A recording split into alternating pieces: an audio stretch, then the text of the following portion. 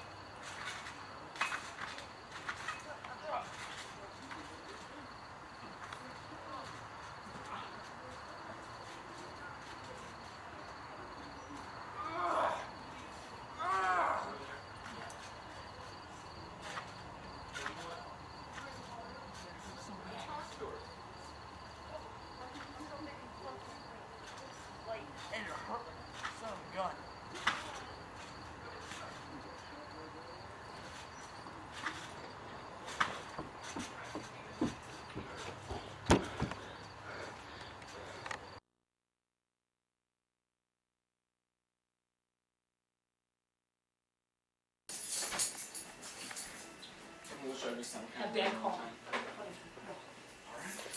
Alright then, 11:05. Can you carry that up and set it in my bedroom, please? When you go walk on your clothes and through. Okay.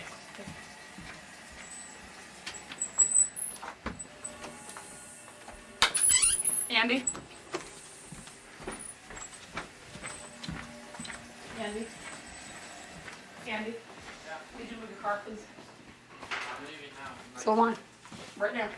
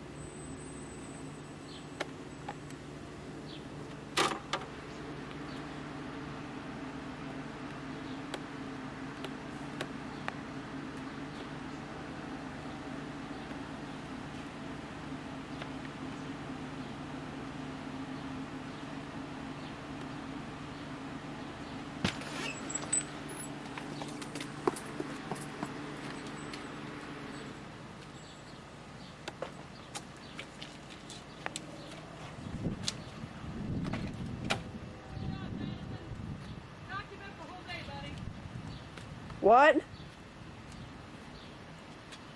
forget to catch him and Lauren tonight.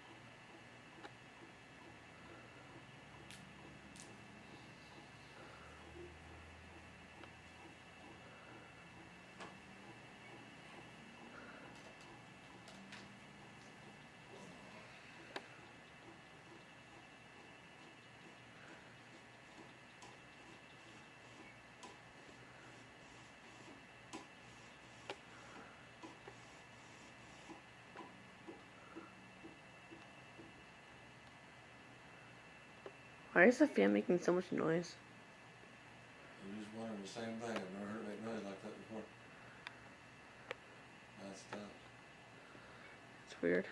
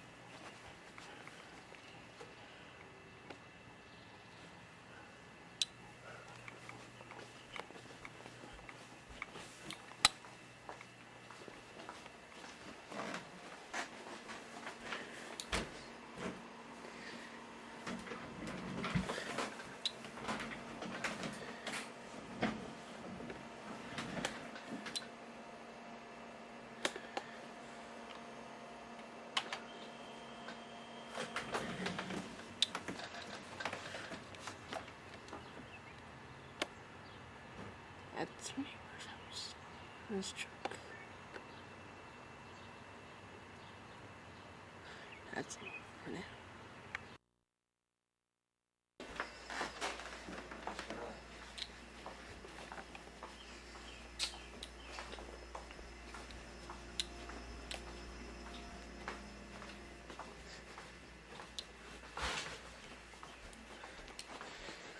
Go upstairs.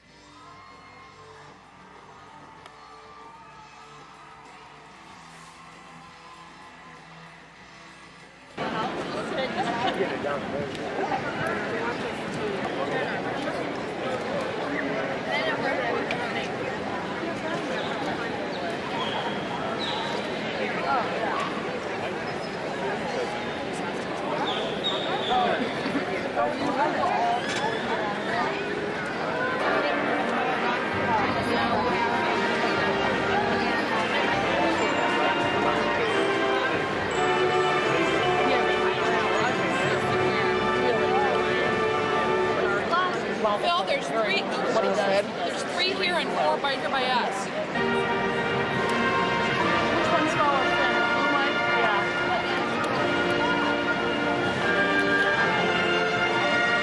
One of the blue stole. Who's the man next to him? I don't know who she is.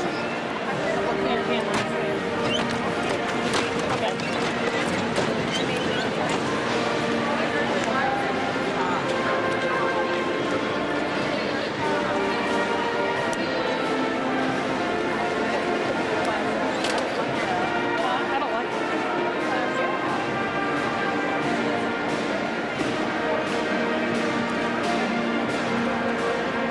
Nick.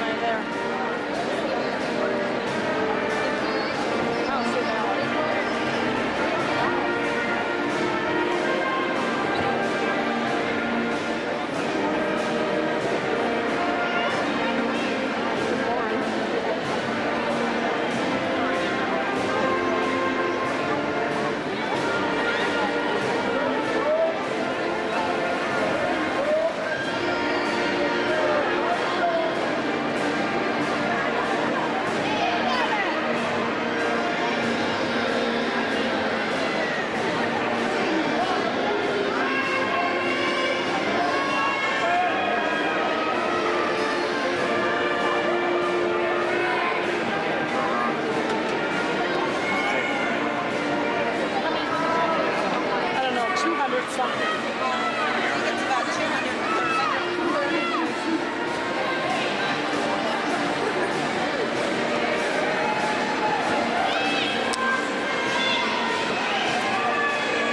John was our documentarian. Is he down taking pictures? Video. Really good for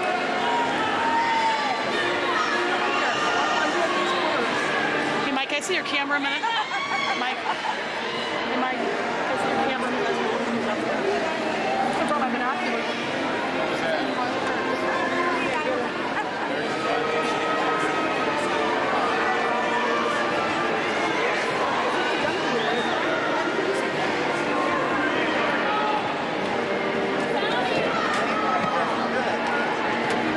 Dead. Big blur. What? Big blur. Get a picture of him up there. What? The girl next to him. Wow, I'm gonna give her a copy of that. You got it? Really neat pic.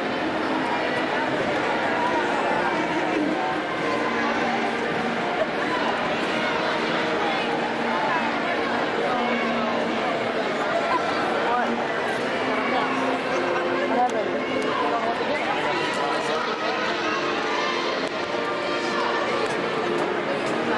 230. No, it's the national speech.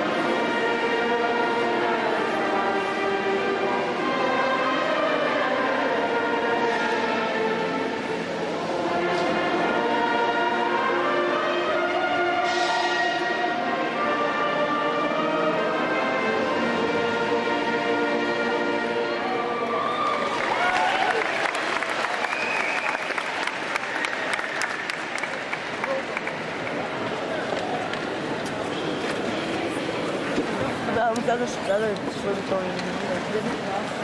Nope.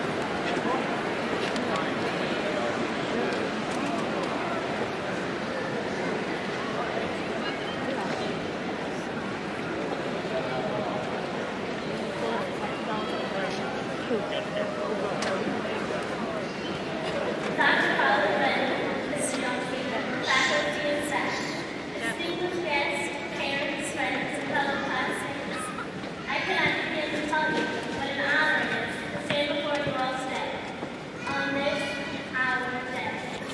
A day that our parents are broken the backs to see that we made it to, and us, as students, have studied countless hours to call it our own.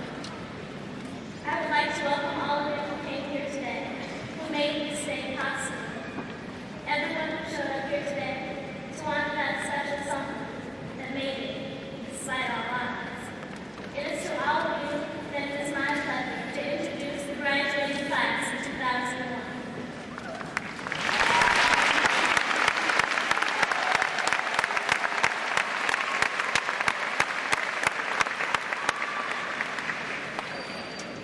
It is my pleasure to be the first to utter those words we all knew we'd hear 1,000 times today. Welcome to the first day of the rest of your life. So, how does it feel to know that it is now your turn to carry on that arch tradition of making a difference in the world? To know that in the words of Jennifer Mann, you will always bleed green and black. Ralph Waldo Emerson once wrote, "To succeed is to laugh often and much, to win the respect of intelligent people and the affection of children, to earn the appreciation of honest critics and endure the betrayal of false friends, to appreciate beauty, to find the best in others, to lead the world a bit better by a small garden patch, a child, or redeemed social condition. To do this, to know that every life has been easier because you have lived. That is to have succeeded. And I feel that we as archers, well, we have all truly succeeded. I would like to conclude by honoring and remembering that special someone, retired lady that we lost tragically along the way with the moment of silence.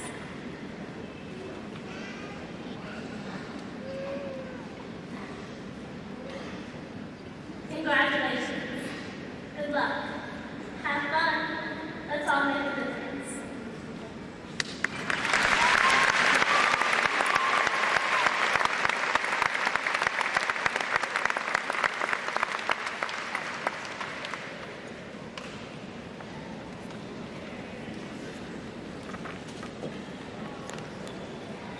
Steps over there.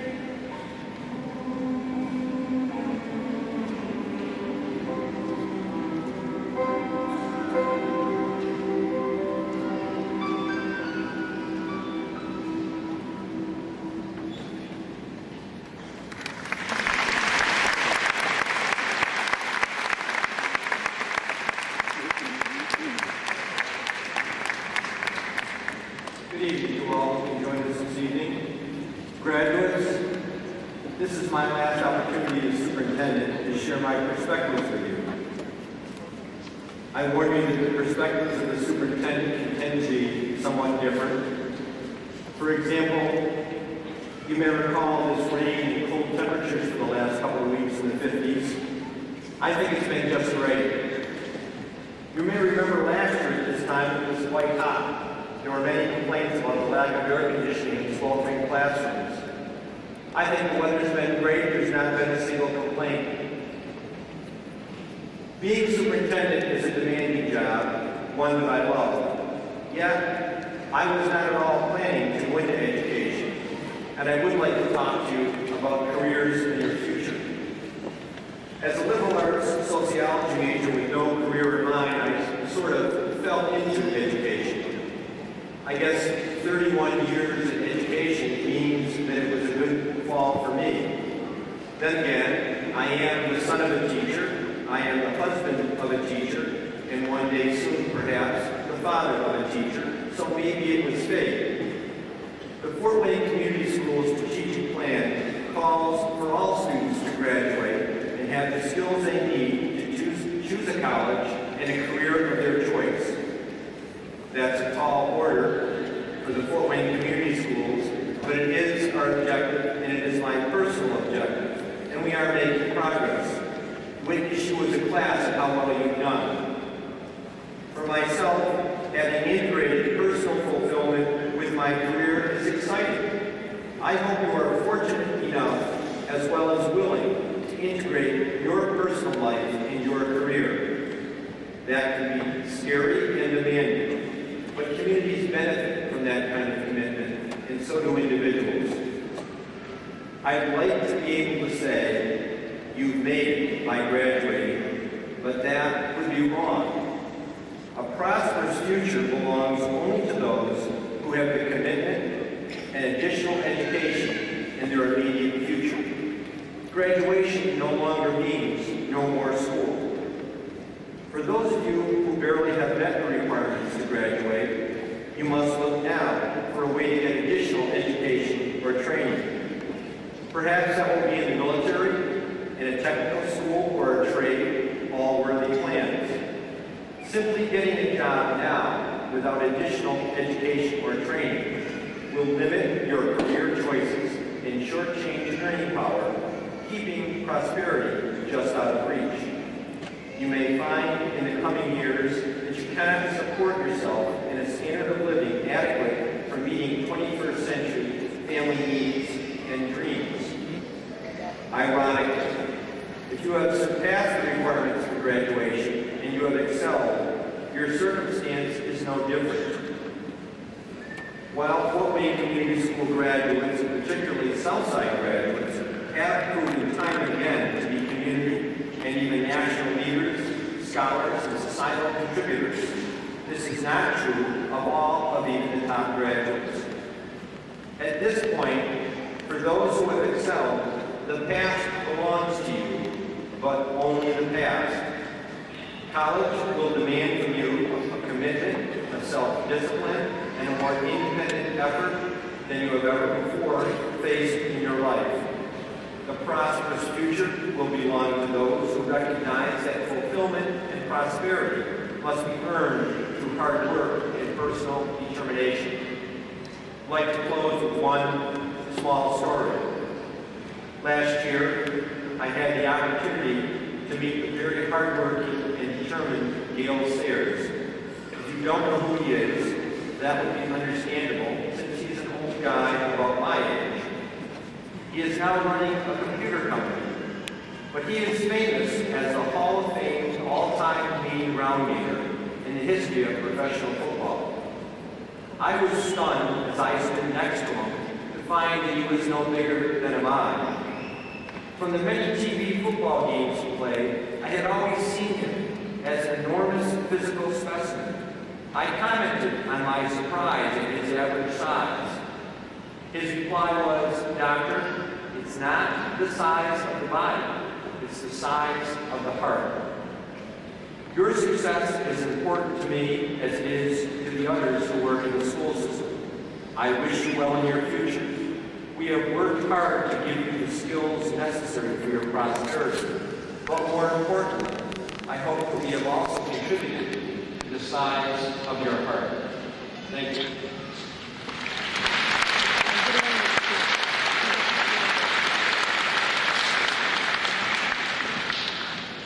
Thank you, Dr. Collins-Kim. Members of the faculty, parents and friends, and graduates of 2001.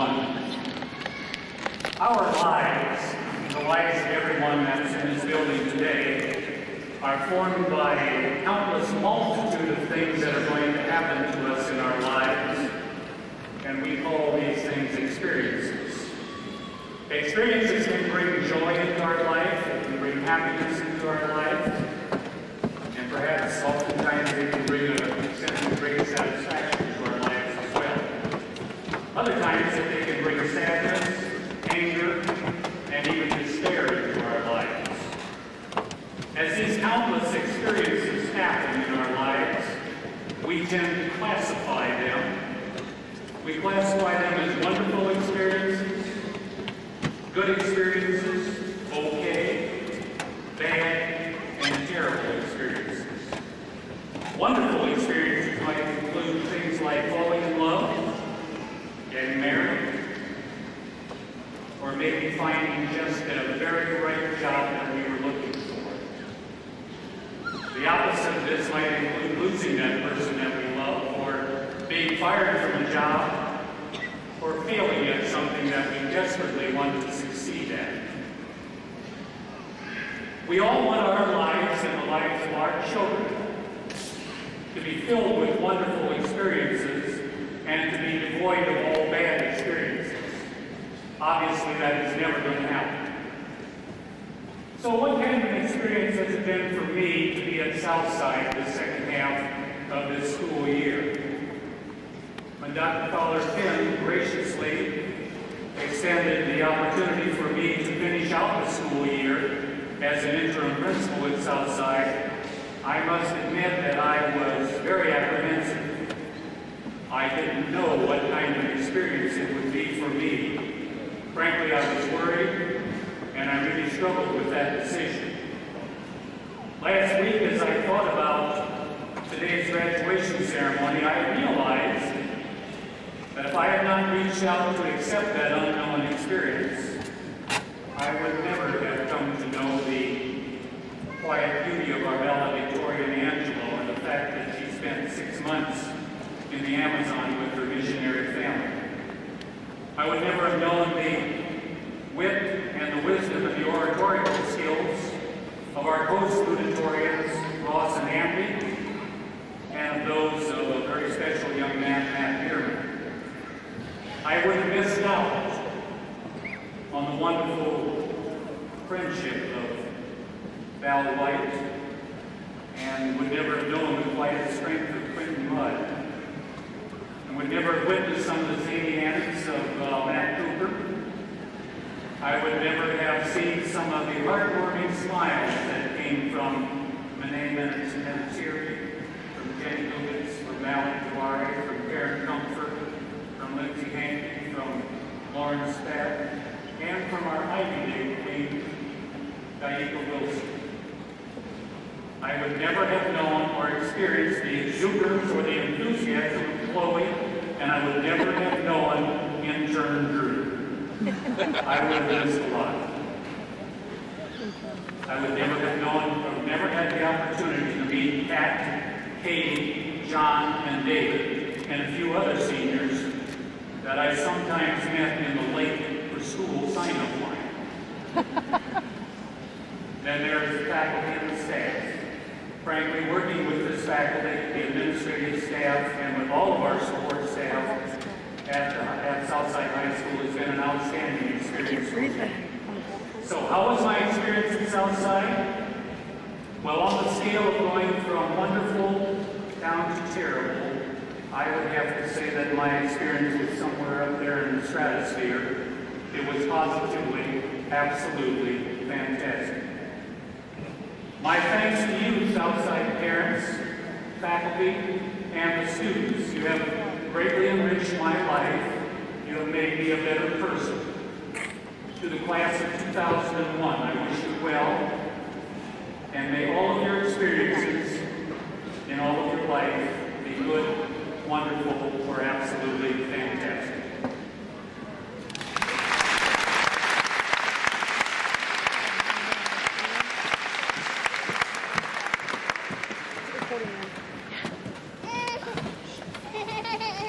Dr. Trampoline, Mr. Young Peter, faculty and staff, distinguished guests, parents, friends, and fellow classmates of class of 2001. As I stand here looking out my fellow classmates, I'm reminded of something Lillian Helen once said. The past, with its pleasures, its rewards, its foolishness, its punishments, is there for each of us. Over the past 4 years, each and every member of the class of 2001 has endured a range of experiences that diverge from pleasures to punishments. When each of us entered the Hamlet Halls of Southside High School, most in late August of 1997, we entered with a slight twinge of fear in our hearts. We were afraid of the unknown. We soon, however, made friends outside of our middle school circles. Hires from Memorial Park quickly monitored Blazers from Dyer, and the same with all other schools. Soon, however, we outgrew these titles and became archers. Together, we learned to bleed green and white. Freshman year was marked by humility. After running our respective middle schools, we were plummeted back to the lowest of the lows. We were the bottom. We had to look up to everyone. We met our classmates and forged friendships that survived high school and continued to thrive for years to come. Sophomore year seemed a slight improvement over our first year. At least someone was below us. We were no longer the lowest. Things were looking better. In December, however, we suffered a setback. The class of 2001 is one person less than it should be. On the morning of December 7th, 1998, our class lost a brother. But Tommy Levy was tragically killed. We must not and cannot ever forget him and his importance to our class. Anytime we doubt what we are working for or think the task we are toiling with is too difficult, we should think of this young man and the struggles he overcame in his move from Russia. Our daily problems pale in comparison. Junior year turned out to be the hardest for most of us. From blue books and research papers to the simple anticipation of being a senior, we all struggled with something. We also found room to celebrate. Good things were beginning to happen to members of our class. Members of our class received honors, and in turn, we became very proud of our fellow classmates. These honors continued through the summer and into our final senior year at Southside. As seniors, we went through many trying situations. Foremost among these was the unfortunate and untimely departure of Miss Manning. The only good to come of this situation, however, was that Mr. Young Peter temporarily replaced her. No one could have helped the class of 2001 at Southside High School in a more open-minded way than Mr. Young Peter. We have now made it to our irony. We have lived through senior recognition and even survived our senior video with the possible embarrassment that went along with it. Finally, we lived through 4 years of high school and countless other years of middle, elementary, and preschool. We now stand on the brink of something new. We will soon leave our parents. We will soon leave our homes, and many will leave the city and even the state. We will be scared, yet we will survive. But today we should be excited. Today is the boundary. Today is the boundary between the future and the past. It is a thrilling place to be, and we should cherish every second. We should learn from our past and not fear our future. William Allen White once said, "I am not afraid of tomorrow, for I have seen yesterday and I love today." We each have yesterday. Many portions are shared, but some are different. Regardless, none of us should be afraid to step into tomorrow. We are all successes, and this simple fact will accompany us for the rest of our lives.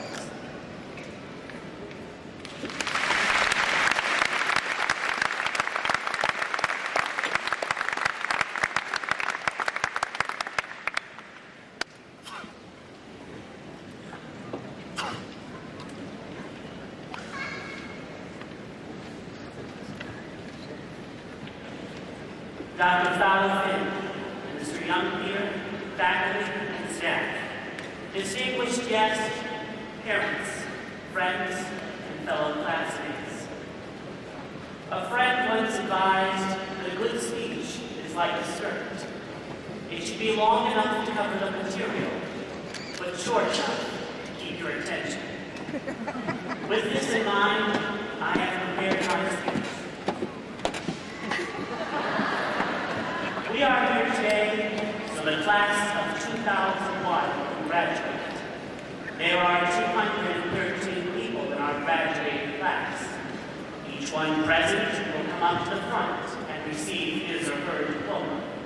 This ritual is historic and part of American tradition. Oh, so you want my speech to be interesting?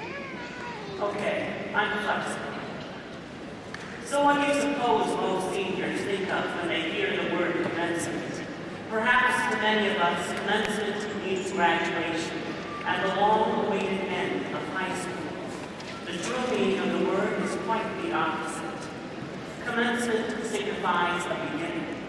The seniors being honored and recognized this evening are essentially closing one chapter and starting another in each of their individual books of life. Statistically, if your life were a 100-page biography, 20 pages would already be composed. This is great. Hey, you're making progress. Let me remind you, though, that 80 pages remain blank and unexplored. These 80 pages are the rest of your life. More than 3/4 lie waiting to be filled, edge to edge, top to bottom. The pages that make up your book of life will have no margins and leave no space for corrections or revisions. If given your all, your life will be a first edition bestseller.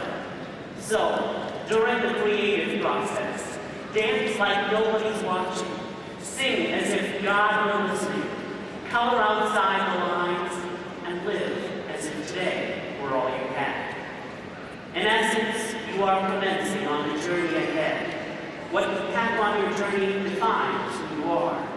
For instance, when I go on a trip, I pack to the tune of 12 days of Christmas, 12 pairs of crossroad socks. By the way, I wear socks, you wear socks. We all wear socks. 11 Flintstone vitamins, 10 Oldies 101.7 pencils from Jim Carrey, 9 different shirts, 8 student council memos, 7 sponges. Hey, I never know when or where the speech team will have a car wash. 6 bottles of Febreze for my flower days. So, who remembers Mrs. Albright's phone number? 5 pairs of khaki pants, 4 computers, 3 Yanni CDs, 2 bottles of antibacterial hand wash, lemon scent, and 1 senior recognition calculator. Compliments of, you guessed it, Southside High School. Whenever I'm on my way to someplace new, I always worry that I forgot something. A list races through my head forwards and backwards. Wait a minute, did I really think of everything? What about my clipboard?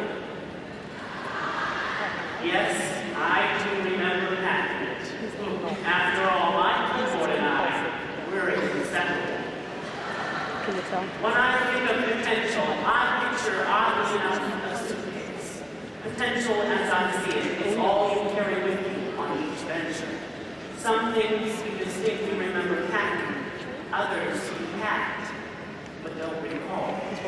The fact is, even those seemingly insignificant things are still in your suitcase, being carried to each destination. Understand that every belonging and every talent, however small, is a piece of your puzzle. These objects create a picture of who you are. All facets of yourself culminate to become you. You carry the pieces wherever you go. Realizing your potential is simply the process of putting them together, standing back, and taking pride in your completed self. Imagine standing at the summit of a skyscraper, observing the world below. Everything looks so different. People resemble ants scurrying around, passing automobiles or cars, moving ambitiously. The whole scene is essentially a bird's eye view of one miniature community in an uncharted world, which transports me back to the Polly Pocket era. Hey kids, collect all 7. Can you envision yourself as a dot, somehow involved in this Polly Pocket scene? Zooming back into reality, what do you see yourself doing? Where are you headed? What thoughts fill your mind? In what appears to be an array of graffiti, your unique mark must achieve definition. Will your signature be flourished with chalk like a teacher, in icing as a culinary artist, with ink like a writer, made up of pixels signifying an entrepreneur, as brainwaves like surgeons, using nail polish symbolizing a cosmetologist, with baby food purchased by a new parent, as ink blots like psychologists, or with musical notes like those of performers. Each new generation must create its own future and determine its own destiny. Only they can draft it. We must realize, though, that we are not the first to live in this world. Many have contributed to what we now share. Those older than us were once young, too, and they leave their thoughts and best wishes for this generation. Some of the oldest and wisest citizens of this country live in nursing homes in areas of assisted living. When talking to them, many of our elders regret things they did not do in life more than those they did. Let us not ignore the advice from our predecessors. We must eagerly begin inventing our masterpiece, composing our biography, and realizing our full potential. After all, Southside graduates are future rulers and writers, generals and journalists, politicians and musicians, saints and scientists, artists and athletes. Reach for the stars, and even if you don't get one, at least you won't be walking around with a handful of dirt. Because I guarantee you this one thing: you will miss 100% of the opportunities you do not recognize. So take the time to apply your potential. You will find yourself greatly blessed and fully able to conquer the challenges ahead. And the powerful play goes on from the Dead Poets Society. You may contribute a verse. What will your verse be? Take up whatever implement you plan to use, and as guides so eloquently in Charlie and the Chocolate Factory, run straight home and don't stop till you get there.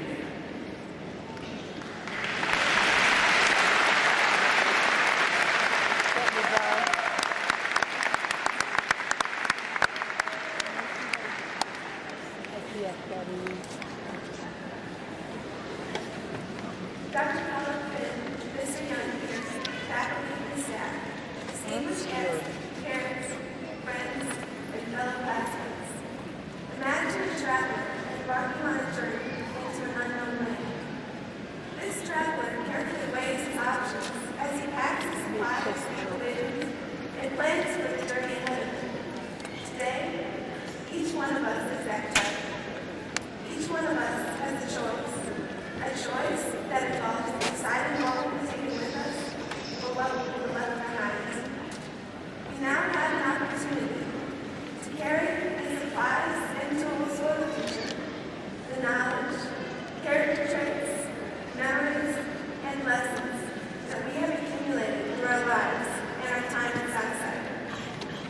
We hold in our hands a blank ticket to the world.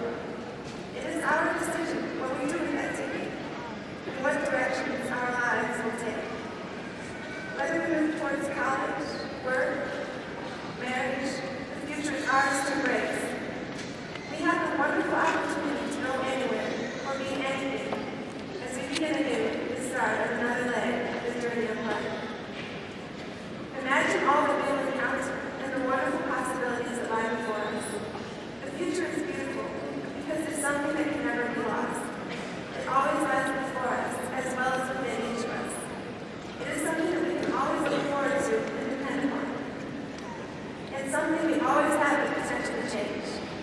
inside each of us lies the capability to succeed.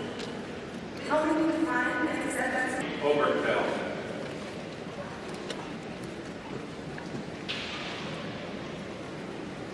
Ross Martin Blattner.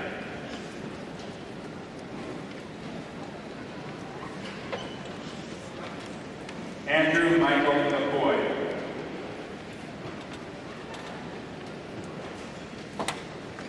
Elizabeth Ann Escosa. Thanks, lady. Katie Jean Freehill.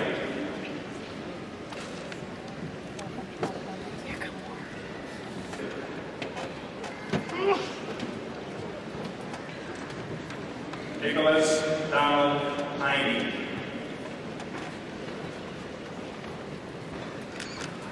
Carrie Ann Graham.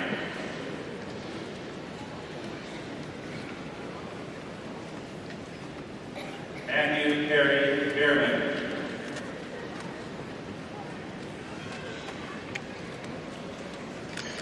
Jacqueline Renee Hudson.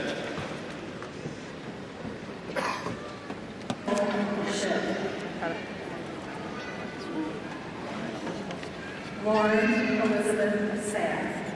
Here we go, walk in front. Erica Stephen Spring. Scott Gregory Stebbins. Courtney Kara Tigarden. Cassandra Deborah Wislam.